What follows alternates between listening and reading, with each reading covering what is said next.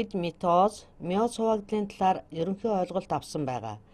Энэ видео хичээлээр бид арай гүнзгийрүүлж ярилцах гэж байна. Өмнөх видео хичээлээр бид митоз хуваагдлын талаар ярилцсан бол энэхүү хичээлээрээ миоз хуваагдлын талаар ярилцах болно. Митоз хуваагдлын хувьд эхлээд диплоидис хуваагдаж хоёр диплоид төлөлсийг үүсгэдэг. Ерөнхийдөө эс өөрийнхөө хувилбарыг бий болгодог гэж хэлж болно. Митоз хуваагдал нь эсийн бөөмийн хуваагдал боловч төгсгөлд нь эсийн сивэн хоёр хуваагдаж хоёр төлөлсийг үүсгэдэг. За ийхүү эсийн сивэн хоёр хуваагдахыг бид цитокинез гэж нэрлэдэг. Митоз хуваагдал нь профаз, метафаз, анафаз, телефаз гэсэн дөрвөн фазыг дамжиж явагддаг тухай өмнөх видео хичээлээр үзсэн. Арис, үс болон бусад эдийнгээд бидний бараг биеийн бүх эсүүд митоз хуваагдлаар хуваагддаг. Харин миоз хуваагдлаар үр хөврөлийн анхдагч эсүүд хуваагдан гамет үүсгэж бэлгийн үржлийг нөхцөлдүүлдэг. За тэгэхээр диплоид бүтэцтэй үр хөврөлийн эсийг авч үзье. Энэ эс нь биеийн бусад эсүүдээс ялгаатай бөгөөд үр хөврөлийн эс юм. Энэ эс цаашид митоз хуваагдлаар олон тооны үр хөврөлийн эсийг үүсгэх боловч бид хэрхэн гамет үүсгдэг тухай ярих гэж байна. Энэ үйл явц нь хоёр үе шаттай явагддаг бөгөөд ерөнхийд нь миоз хуваагдал гэд нэрлэдэг ба за үүнийг тус үрд нь ялган миоз 1, миоз 2 гэж нэрлэдэг. За энэ бүх үйл явц хэрхэн явагддаг болохыг авч үзье. Хамгийн эхний нэгдүгээр шат нь интерфаз юм. За миоз хуваагдлаар диплоид эс нь эхлээд гаплоид 2 эсийг үүсгэнэ. За миоз 1, миоз 2 хуваагдал тус бүр яг митоз хуваагдалтай адилхан профаз, метафаз, анафаз, телефаз гэсэн дөрвөн үе шатыг тус бүр дамжиж явагддаг бөгөөд митозоор диплоид хромосомтой эсээс диплоид хромосомтой 2 төлөөс үүсдэг бол миоз хуваагдлаар диплоид хромосомтой эсээс гаплоид хромосомтой 4 гамет үүсгдэг. За миоз хуваагдал дараалсан 2 хуваагдал учраас үүнийг бид нэр ялгахын тулд миоз 1, миоз 2 гэсэн бол мөн эдгээр хуваагдал тус бүрд явагдах профаз, метафаз, анафаз, телефазыг мөн ялгад нэрлэхийн тулд профаз 1, метафаз 1, анафаз 1, телефаз 1, профаз 2, метафаз 2, анафаз 2, телефаз 2 гэж ялгад нэрлэдэг. За эс миоз болон митоз хуваагдалд орохын өмнө интерфазын үе шатыг дамждаг. Энэ үе шатанд эс амьдралынхаа бүхэл хэвийн үйл ажиллагааг явуулах буюу өсөх, төлжих, бодисын солилцоогоо явуулах, уургийн нийлэгжил явуулах гэх мэт бүхэл хэвийн үйл ажиллагаа явагдаж байдаг. За интерфазын ээж шатанд явагдах нэг чухал үйл явдал бол эсийн бөөмдөх хромосом бүхэн өөрийгөө хоёржуулдаг. Энэ нь ДНХ-гийн өөрийгөө хоёржуулах буюу репликацийн процессын үр дүнд явагддаг бөгөөд үүний үр дүнд митозоор үүссэн хоёр төлөөс хромосомын бүрдлийн хувьд их эсийхтэйгээ адилхан байх нөхцөлийг бүрдүүлдэг. За миоз болон митоз хуваагдлыг дүрслэхдээ хромосомыг эрчлэгдээгүй хормотын хэлбэрээр зурх хэрэгтэй. Учир нь миоз болон митоз хуваагдлаас бусад үед эсдэх ДНХ эрчлэгдээгүй буюу сул эрчин харьсан утас мэт байдлаар орших бөгөөд энэ үеийг бид нар хормотын гэдэг билээ. Гэхдээ энэ удаа ДНХ-гийн репликацийг тайлбарлахын тулд эрчлэгдсэн хэлбэрээр зуръя. Митоз хуваагдлын видео хичээлдэр би зөвхөн 2 хромосомтой эс авсан бөгөөд тэдгээр нь репликацид ороод дараа нь салж байсан. Харин одоо миозын үед хромосомын гомлоо хосуудыг харуулах учраас илүү дэлгэрэнгүй зурах хэрэгтэй байна. Тэгэхээр ээжээсээ болон ааваасаа авсан 2 ширхэг гомлоо хос хромосом байна гэж үзээд тохиромжтой өнгөөр ялган дүрслэе. Эцгийн талын хромосомыг цэнхрээр харин ээжийн талын хромосомыг ногооноор зуръя. Митоз болон миозын аль альнийх нь интерфазын эс шатанд ДНХ-гийн репликац явагддаг. Тэгвэл зөвхөн миоз 1-ийн өмнө ДНХ-гийн репликац явагддаг гэдгийг тодруулан сануулъя. Миоз 2-ын өмнө ДНХ-гийн репликац явагддаггүй болно. За энэ гомлог хос тус бүрийн хромосомууд нь репликацид орно. За гомлог хос гэдэг нь генийн өөр хувилбар буюу өөр аллелуудыг агуулсан буюу тодорхой ижил шинж тэмдгүүдийн өөр хувилбаруудыг агуулсан хэлбэр, хэмжээ, генийн бүрдлээрээ ижил хос хромосомыг нэрлэдэг тухай өмнө хэлсэн билээ. Эцгээсээ болон эхээсээ авсан гомлог хромосом бүр репликацид орж центромерээрээ хоорондоо холбогддог. Энэ бүхэн бол интерфазын ээш шатанд өрнөдөг. За одоо центросомын тухай ярилцъя. Митоз хуваагдлын видео хичээлээс бид центросомууд нь хорматидуудыг салгахын тулд бичил гуурсанцар үүсгэж байсныг үзсэн. Тэгэхээр нэг центросом байхад энэ нь өөрөө репликацид орж хоёр ширхэг центросом болно. Энэ бүх үйл явц интерфаз тэр тусмаа интерфазын ээш шатанд явагддаг. За энэ бүхэн бэлтгэгдсэний дараа митоз юм уу миоз хуваагдалд ороход бэлтгэгдлээ гэсэн үг. Гэхдээ бид энэ удаа миоз хуваагдлын тухай ярих гэж байна. За энэ бол үр хөврөлийн бөгөөд одоо профаз нэг шатанд орно. Митоз хуваагдлд профаз, метафаз, анафаз, телефаз гэдэг үе шатууд байдгийг примат гэж товчлоно. Миоз хуваагдал нь дараалсан хоёр хуваагдал учраас хоёулаа тусвар дээр дурдсан дөрвөн үе шатыг дамжиж явагддаг.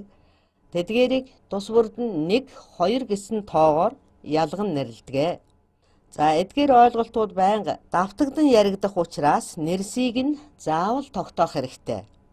Профаз, метафаз, анафаз, телефаз. За миоз хуваагдал нь дээр дурдсан дөрвөн фазыг 2 удаа давтна гэдгийг тогтоож аваарай. За одоо дэлгэрэнгүй механизмаа үзье. Миоз 1-р хуваагдлын профаз 1 шат нь митозын профазын шаттай адилаар явагдах ба тэгтээ профаз 1-д митозын профазын шатанд байдаггүй онцгой үйл явдал бас миоз хуваагдал дээр явагддаг билээ. За профазын шатны төгсгөл ихэд бөөм доторх бөөмхөн болон бөөмийн мембран уусаж үгүй болдог. За центролууд нь эсийн хоёр туйлыг үүсгэн тэдгээрийн хооронд ээрүүлийн утаслаг үүсч энэ нь хуваагдлын үед хромосомыг эсийн хоёр туйл руу хуваарлан татах үүргийг гүйцэтгэдэг. Энэ бүх зүйл профаз 1-д болдог үйл явдлууд бөгөөд гэхдээ үнэндээ хэдийгээр би ингэж зурсан ч гэсэн хромосомууд интерфазын шатанд ийм байдалтай байдгүй. Тэдгээр нь хроматин хэлбэрээр агуулгадана. За энд зурж байна. Хроматин гэдэг маань ДНХ болон уургаас тогтсон эрчлэгдэн ороогдсон нарийнхан утаслаг төлөвийг хроматин гэд нэрлэдэг тухай өмнөх хичээлээр заасан билээ. За тэгэхээр энэ утаслаг нь гистон уурга болон ДНХ-гээс тогтсон эмх замбраагүй бөөгнөрл маягтай утаслаг гэж ойлгож болно. За хроматин профазын шатанд маш эрчимтэйгээр эрчлэгдэн мушгирч хэмжээгээрээ богиносон хэлбэр нь томорч хромосомд шилждэг. Тодорхой бүтэцтэй болох нь митозын профазын шаттай яг адилхан. Одоо нэгэн сонирхолтой зүйл миоз 1-ийн профаз 1-р шатанд болдог нь гомлог хос хромосомууд нэг игнэнд уртааш дагуудаа ойртон нийлж байрлах үзэгдэл юм. За ингэж гомлог хос хромосомууд өөр хоорондоо ойртон байрлах энэ үзэгдлийг хромосомын конъюгац гэд нэрлэдэг. За конъюгацийн дараагаар гомлог хос хромосомууд хоорондоо удамшлын тодорхой хэсгүүдээ харилцсан солилцдог. За үүнийг бид гомлог хромосомын корсонговор гэд нэрлэдэг. Энэ зураг дээр харагдаж байгаа хосолсон гомлог хромосом тусвар 4 хроматидыг агуулсан бөгөөд үүнийг заримдаа тетрад гэд нэрлэнэ. Хроматидуудыг холбож байгаа тэр байршлыг центромер гэх бөгөөд үүнийг бид зураг дээр шар өнгөөр тэмдэглэлээ. Эдгээрийн хоорондын огтлолцол нь маш нарийн зохион байгуулалтайгаар явагддаг. Учир нь яг гомлог хэсгээрээ солилцож ижил генийн хэсгүүдээрээ солилцдог. Энэ нь нэг нь генийн хоёр хувилбарыг аваад нөгөөх нь өөр нэг генийн хоёр өөр хувилбарыг авна гэсэн үг шээ. Энэ генийн солилцоо явагдахдаа хоёр хромосом хоёулаа өөр генийг кодолж байдаг. Гэхдээ тэдгээр генүүдийн өөр хувилбаруудыг эсвэл өөр аллелуудыг агуулсан байна гэсэн үг. Энэ үйл явц явагдсны дараагаар миний эцгээсээ авсан нэг хоромсоом зөвхөн эцгийн хоромсоом биш, бас эхийн хоромсоомын тодорхой хэсгийг агуулна гэсэн үг. Мөн эхээсээ авсан нэг хоромсоомын маань нэг хэсэг нь эцгээс авсан хоромсоомын тодорхой хэсгийг агуулна. За ийм хоромсоомыг бид кроссовер хоромсоом гэд нэрлэх ба энэ нь үржлийн явцад үр удамд генүүдийн шин комбинацийг үүсгэх буюу удамшлын шин их үүсвэрийг бий болгох маш чухал генетик ач холбогдолтой процесс болно. За миозын үед явагддаг энэ үйл явц маш гайхамшигтай. Учир нь үүний дүнд популяцид генотипийн шин хоршлууд бий болдог. За энэ нь их олон давтамжтай тохиолдно. Энэ үйл явц санамсаргүй байдлаар тохиолддоггүй, нарийн зохион байгуулалт дэгж аягтайгаар явагдана. За энэ процессыг бид кроссовер гэдэг гэж дээр дурдсан дахин сануулъя. За гомлог хоромсоомуудын тодорхой хэсгээрээ давхцаж, огтлолцож байгаа тэр цэгийг бид хиазм гэд нэрлэдэг. За энэ нь зарим генийн дунд хэсэг тохиолдож, эсвэл санамсаргүй байдлаар тохиолдож болох мөн зарим уургийн нийлэгжлийг ч алдагдуулж болох юм шиг санагддаг. Гэтэл тэгдэггүй. Маш нарийн зохион байгуулалт дэгж аягтай явагддаг. Тэгэхээр пропфаз нэг шатанд явагдах энэ үйл явц бүгдийг нь багтсалбал эхлээд пропфаз нэг шатанд бөөмийн бүрхүүл пропфазын төгсгөлөөр уусгаж алга болно. Гомлог хоромсоомууд нэг игнэнд ойртон жагсаж байрлах буюу конюгацид орж түүний дараа хиазм явагдан гомлог хоромсоомуудын хооронд кроссовер явагдаж рекомбинант буюу кроссовер хоромсоомууд үүснэ. За эдгээр үйл явц явагдсны дараа профаз нэг шат дуусч метафаз нэг шат эхлэхэд бэлэн болно. Одоо центролууд эсийн хоёр талд бие биеийнхээ эсрэг чиглэж байрлсан байна. Мөн мэдээж центролуудаас нийлэгдсэн ээрүүлийн утаслагууд гарнаа. За үүнийг энд ногооноор тэмдэглэж байна. За эдгээр нь хоромсоомын центромерт байх кинетохорт холбогдно. Хамгийн сонирхолтой зүйл нь ээрүүлэн утаслагууд холбогдсон байдаг. Эцгээс авсан хоромсоомууд нэг талд, харин ээжээс авсан хоромсоомууд нь заавал эсрэг талд нь гарч байрладаггүй гэдгийг санаарай. Тэгэхээр эцэг болон эхээсээ авсан хоромсоомууд аль ч талд байрлаж болно гэсэн үг. Гэхдээ заавал ийм байх албагүй. Ээжээсээ болон ааваасаа авсан хоромсоомууд адил талдаач байж болно. Гэвч бид 23 хоромсоомын тухай ярьж байгаа тул энэ нь маш бага магадлалтай юм. Тэгэхээр метафаз нэг шатанд ээрүүлийн утаслагууд нь центросомын уурган бүтэц болох кинетохорт холбогдно. Метоз хуваагдлын метафаз шаттай их төстэй. Хоромсоомууд нь нэг игнэнд эсийн экваторыг хавтгаж жагсаж эхэлнэ. Үүний дараагаар анафаз нэг шат руу шилжинэ. За анафаз нэг шат их сонирхолтой. Метоз хуваагдлын анафаз шатанд хроматидууд бие биеэсээ салж холдож байсан бол миоз нэгийн анафаз нэг шатанд тийм зүйл явагдахгүй. Өөрөөр хэлбэл миоз хуваагдлын анафаз нэг шатанд нэг хроматид нэг хоромсоом бол салах биш, гомлог хос хоромсоомууд салах процесс явагдгаараа метозын анафазаас ялгаатай болно. Тэгэхээр анафаз нэг шатны хамгийн гол онцлог нь тухайн хоромсоомын зөвхөн гомлог хэсгүүд л сална. За та үүнийг зураг дээр сайтар анзаарч анхаараарай. Энэхүү салж байгаа хоромсоом бол гомлог хоромсоом болохоос биш нэг хроматид биш гэдгийг дахин анхаарал таавна.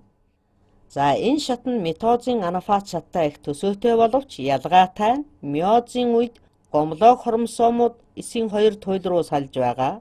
Өөрөөр хэлбэл хоромсоомууд нь тэднийг бүрдүүлж байгаа хроматидуудад салаагүй.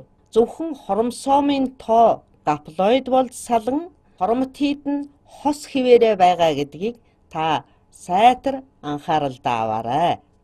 За хэрвээ метоз хуваагдлын анафазын шатны тухай мартсан бол өмнөх метозын видео хичээлээ дахин нэг харж үүнийг харьцуулаарай.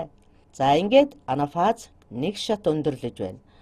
Одоо телефаз 1 эхэлнэ. Телефазын шат эхлэхэд хромосомууд эсийн 2 туйл руу салсан байна. Энэ шатанд утаслагууд нь задарч эхлэнэ. Центросомууд эсийн эсрэг туйлд байрлсан хിവэрэ байна. Телефаз 1-ийн ихэнх үед тэдгээр нь эсийг 2 тийш нь түлхсээр байх бөгөөд энэ мөчид цитокинез буюу цитоплазмын хуваагдал давхар эхэлсэн байна. Харин телефаз 1-ийн төгсгөлд цитоплазм нь хуваагдаж бөөмийн бүрхүүл шинээр үүсч эхэлнэ, мөн бөөмхөн дахин шинээр үүснэ. Өөрөөр хэлбэл телефазын шатанд явагдах процессууд бол яг профазын шатанд явагдсан процессуудын эсрэг процессууд гэдгийг та анзаарч байгаа байхаа. Ингээд телефаз 1 шатны төгсгөл ихэд 2 төлис гаплоид хромосомтой 2 хроматидтэй болсон байна гэдгийг сайтар ойлгоорой. За эргээд нэг давтацгаая. Бид 4 хромосомыг агуулсан 2 хос гомлог хромосомтой диплоидисийг жишээ болгон авсан. Харин одоо төл эс болгон 2 хромосомтой боллоо. Өөрөөр хэлбэл эхэст байсан хромосомын тоо 2 дахин цөөрлөө. 2 хос гомлог хромосомыг төл эсүүд зөвхөн нэгээр нь авсан. За ийм учраас үүссэн эс маань гаплоид хромосомтой болж эхэсээс 2 дахин хромосомын тоо цөөрсөн учраас миоз хуваагдлыг редукц хуваагдал гэд нэрлэдэг. Редукц гэдэг нь цөөрөх, багасгах гэсэн утгатай үг болно. За харин хромосом бүхэн 2 хроматидтэй гэдгийг дахин сануулъя. Үүний дараагаар миоз 2 хуваагдал үргэлжлэнэ. За миоз 2 хуваагдал эхлэхийн өмнөх миоз 1-ээр үүссэн төл эсүүдэд ДНХ-гийн репликац явагддаггүй гэдгийг дахин сануулъя. За миоз 2 хуваагдал нь митоз хуваагдалтай их төстэй. Гэхдээ миоз 2 хуваагдал эхлэхийн өмнө миоз 1, миоз 2-ын дунд интерфаз 2 гэдэг шат бол маш богинохон үргэлжилдэг. Энэ үед эс амарч центросомууд дахин хоёрчлогдно. Центросомууд дөнгөд үүсээд байгаа эсийн бөөмийн гадна гарч өөрсдөө репликацид орно. Ингэснээр интерфаз дуусч профаз 2 шат руу шилжинэ. Одоо бидэнд миоз 1-ээс үүссэн 2 эс байгаа. Телефаз 1 шатанд бөөмийн бүрхүүл үүссэн. Энэ нь төр зүрэх байсан бөгөөд одоо буцаад профаз 2-ын шатанд бөөмийн бүрхүүл уусаж алга болно. Бөөмхөнч мөн уусаж алга болно. Центросомууд салж 2 ширхэг болно. Эдгээр нь ээрүүлэн утаслагыг үүсгэж 2 тийшээ салан репликацид орно.